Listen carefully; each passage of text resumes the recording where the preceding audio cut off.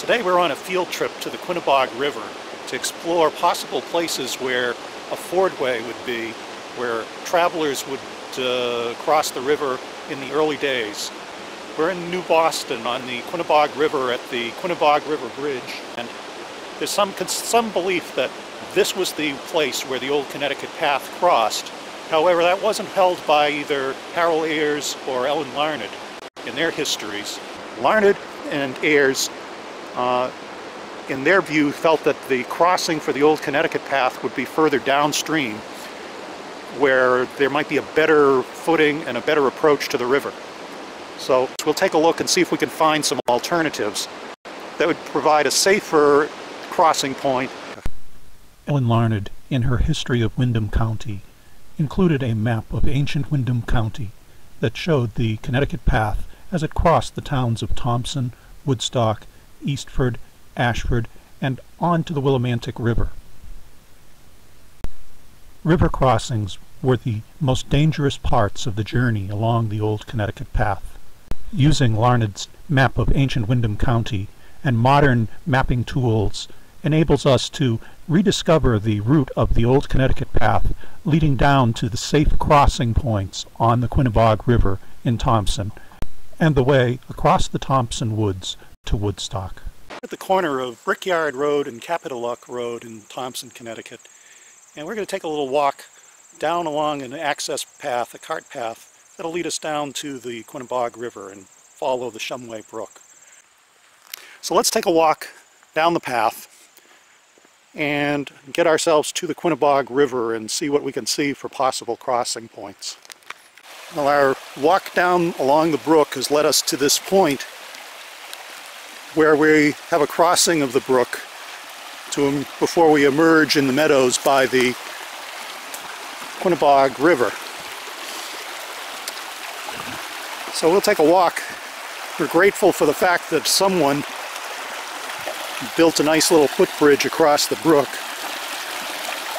so we can enjoy crossing it without having to worry too much about jumping stone to stone. Not a lot of good stepping stones across this particular part of the brook. And here it runs downhill, downstream towards meeting the Quinebaug River. Well, we've reached the edge of the cornfield along the Quinebaug River, and there's a barrier of brambles and weeds. You can see they've been knocked down. That's recently been flooding here, so the water has risen up and rose across here on the floodplain.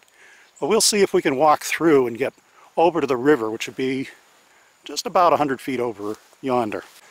Well, here we're standing on the shore of the Quinebaug River looking back, and you can see the corner of the cornfield through this opening. And we'll pan around so that you can see the edge of the river here. As we pan back, see the whole river.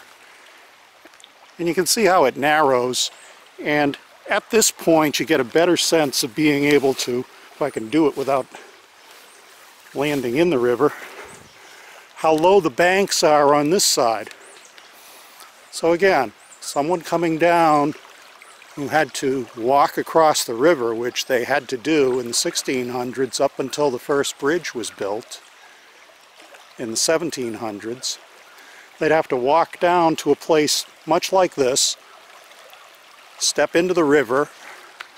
If they had a bar like this, it would give them a chance to pull up, and if they had a rope or, station men in the river to catch anyone that lost their footing, they could step up onto the sandbar over here, the gravel bar you can see, and then step off into the channel going up to the other side of the river. And again, as we pan look downstream, one of the features that makes this a possible area for crossings is we have a long distance down the field, probably a half a mile down the field here running along the river. So as conditions changed from year to year or season to season, you could adjust where the crossing was based on, if the sandbars got moved by a storm or the spring flood rearranged where the crossings were easiest. you'd be able to work your way downstream until you found just the right spot to cross. And then there are a number of trails on the opposite side that go on up the hill towards Woodstock that you could rejoin to continue on towards Woodstock and on towards Hartford. Well, we've traveled down Brickyard Road to the other end of the cornfield that we were walking through on our trip down to the Quinebaug River. But we're going to go up to the river just up here on Brickyard Road and take a look. We're standing on the bridge at Brickyard Road over the Quinebaug River. And as we stand here looking up the river, you can see, even here, although we have kind of floodwater conditions, you can see islands and bars up the river and the rocks sticking up. So at lower water levels in the late spring and during the summer, even at this area, it might be possible to cross the river as a ford by foot. Now the question may be, well, why not just come down the road from Brickyard Road and come across here? Well, back in those days, the early days of travel, I suspect that the plan was try to come in on the river upstream and then work your way downstream to find just the right spot to cross, so you wouldn't be backtracking.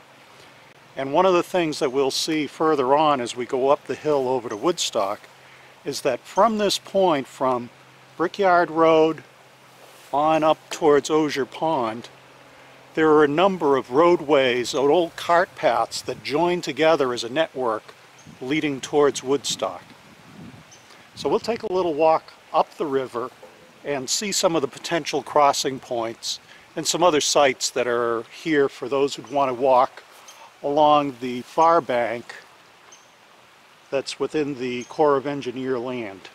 Now as we walk up the river, we come to Osier Brook, and it's a beautiful side trip to walk up the falls coming down from Osier Pond as the brook descends to the river. We climb up to the higher end of the falls and we reach an old mill site and the dam.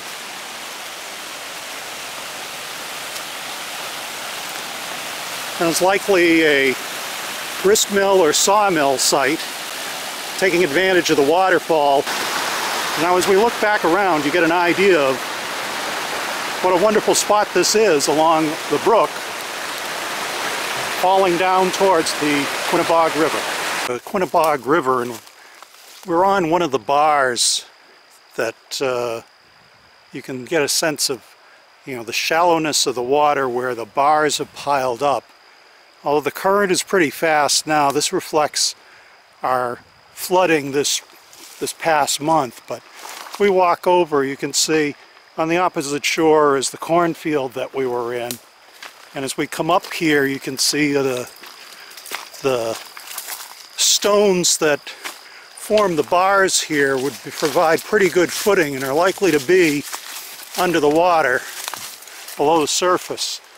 So something like this, where there is an island in the river, would provide again kind of a resting point when crossing, and then a shorter distance to traverse.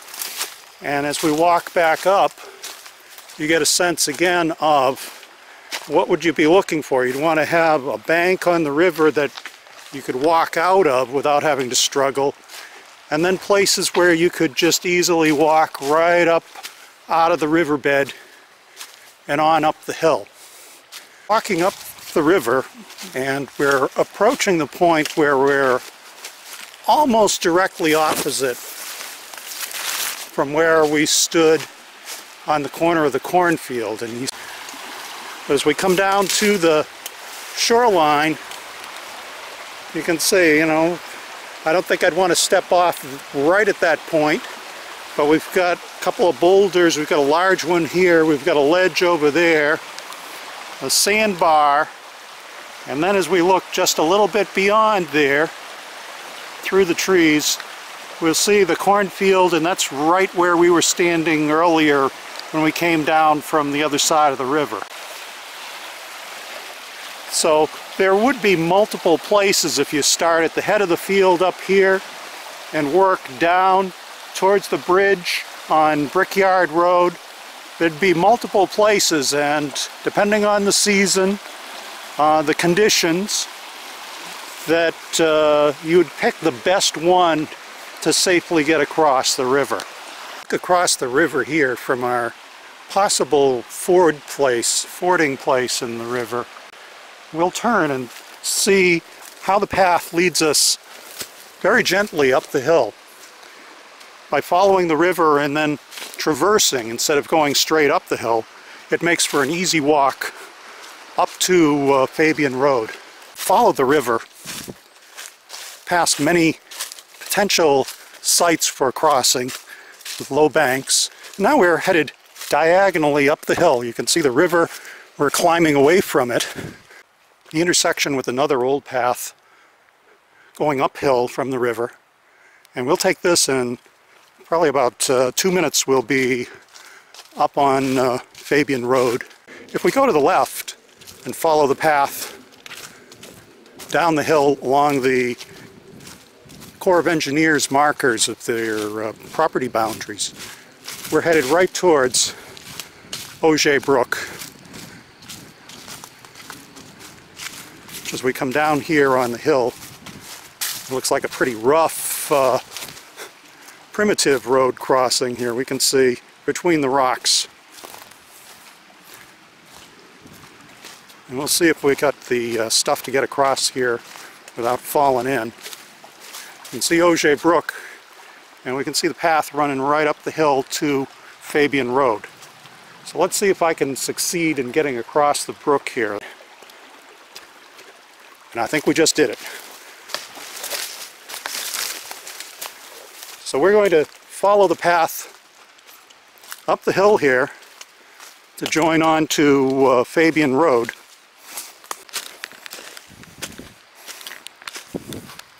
Back about 100 yards down Fabian Road would be where we emerged coming up from the river. Diagonally across the road, and continues our diagonal up the hill.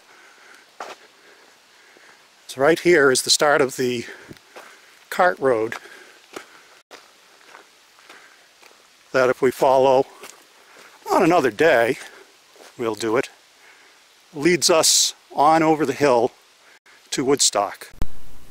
For more information on the history and route of the Old Connecticut Path, please visit the Old Connecticut Path website.